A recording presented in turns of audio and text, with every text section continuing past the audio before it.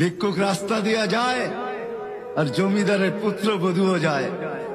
একজন সামনের থেকে আসতেছে, একজন সামনের দিকে যাইতেছে। দুইজনের ক্রসিং এর সময় ভিক্ষুকের গায়ের কাদা জমিদারের পুত্রবধূর গায়ে লেগে গেছে। সে দুনিয়া আন্ধার করে ফেলছে, স্বামীকে টাইকা নিয়ে আসছে, বলছে ভিক্ষুক আমার কাপড় নষ্ট করে দিছে।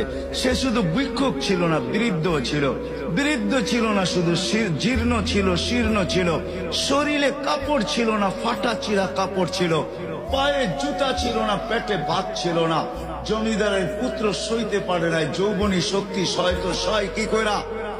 তার স্ত্রীর গায়ে ভিক্ষুকের কাদা, বস সমগ্র শক্তিকে হাতে জমা করা, একত্র করা বৃদ্ধের কালে বসায়।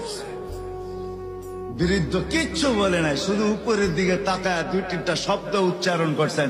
শব্দগুলা হলো ইয়া মাল্লা তারা হলো ওয়ুন, ও আল্লাহ চোখে দেখা যায় না। ও তারা কুল্লা শাই, তুই সব দেখিস। ফারা তারা মা বি, তুই কি দেখিস না আমার সাথে কি ঘটতেছে, এটা কি দেখিস না? বলতে দেরি যুবক, মরতে দেরি হয় নাই। জমিদার চলে আসছে, প্রতিশোধ নিবে। বৃদ্ধের একদিকে মুস্কি হাসি, একদিকে বলতেছে প্রেমের খেলা এমনই হয়। জিজ্ঞাসা করছে কিসের প্রেমের খেলা রে? বলছে ওর প্রেমিকার গায়ে আমার কাদা লাগছে, পায়ের কাদা লাগছে, ও সইতে পারে নাই। যৌবনী শক্তি দিয়ে আমার বৃদ্ধ গালে বসায় দিছে। আমাকেও একজন ভালোবাসে, সেও সইতে পারে না, সেও সইতে পারে না। ও তো থাপ্পড় দিয়া ক্ষান্ত, সে জান নিয়ে নিছে, জান।